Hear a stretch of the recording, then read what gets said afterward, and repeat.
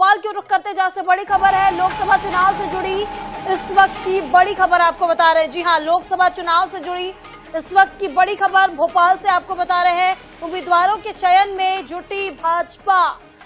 सामने आए 5 सीटों के संभावित दावेदारों के नाम इस वक्त की बड़ी खबर आपको बता रहे हैं। इंदौर से माला ठाकुर, उज्जैन से रानी जाटव को नाम यहां पर चर्चा पे बना हुआ है। साथ ही छिंदवाड़ा में बंटी साहू और मोनिका पत्री का नाम सामने आ रहा है। धार से पूर्व सांसद सावित्री ठाकुर और जयदीप पटेल का नाम सामने। बालाघाट से वैभव पवार, मौसम बिसेन, भारती का यहाँ पर नाम सामने आ रहा है। बड़ी खबर इस वक्त की बता रहे हैं, जहां लोकसभा चुनाव से जुड़ी बड़ी खबर। उम्मीदवारों के चयन में भाजपा जुट गई है।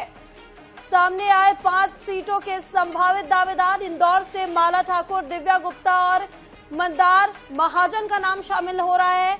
साथ ही उज्जैन की बात करें तो रानी जाटव का नाम यहां पर चर्चा में बना हुआ है। छिंदवाड़ा में बंटी साहू और मोनिका पत्री का नाम सामने आया है।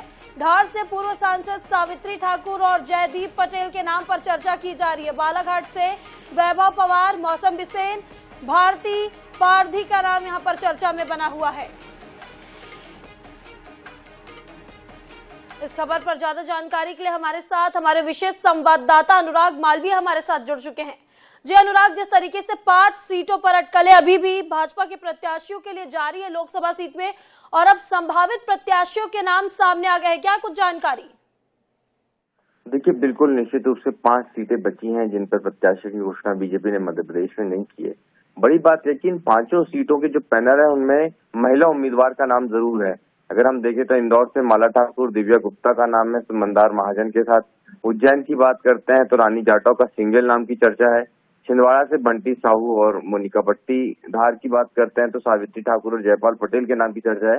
बालाघाट में वैभव पवार है, गौरीशंकर बिसेन की बेटी मौसम बिसेन है और भारती पारधी के नाम है। तो इस तरह से 5 सीटों पे जो है हम देखेंगे तो महिला उम्मीदवारों को पैनल में जरूर रखा है, महिला दावेदारों को। और ये 5 सीटें ऐसी है जो कहीं ना कहीं एक बड़ा टास्क है, थोड़ा सा चैलेंजिंग हो रहा है जहां प्रत्याशी चयन को लेकर। लेकिन अब केंद्रीय चुनाव समिति की बैठक होनी है और उसके बाद माना ये जा रहा है कि मध्य प्रदेश की बची हुई सीटों पर भी उम्मीदवारों के नाम की घोषणा हो जाएगी। जी, क्या लगता है अनुराग, जिस तरीके से महिलाओं को 30% की बात की गई थी कि 30% सीटें महिलाओं को दी जाएंगी और महिलाओं के नाम ही इन 5 सीटों पर सबसे ज्यादा दिखाई दे रहे हैं, तो क्या लगता है कि महिलाओं को इन 5 सीट पर उतारने की तैयारी में है बीजेपी?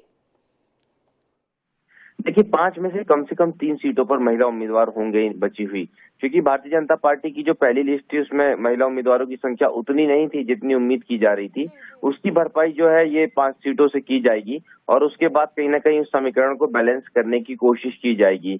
और यही कारण है कि भारतीय जनता पार्टी थोड़ा समय ले रही है कि बेहतर से बेहतर महिला उम्मीदवार को जो है वो इन सीटों से उतारा जा सके। जी बिल्कुल अनुराग, इस तमाम जानकारी के लिए आपका बहुत बहुत शुक्रिया।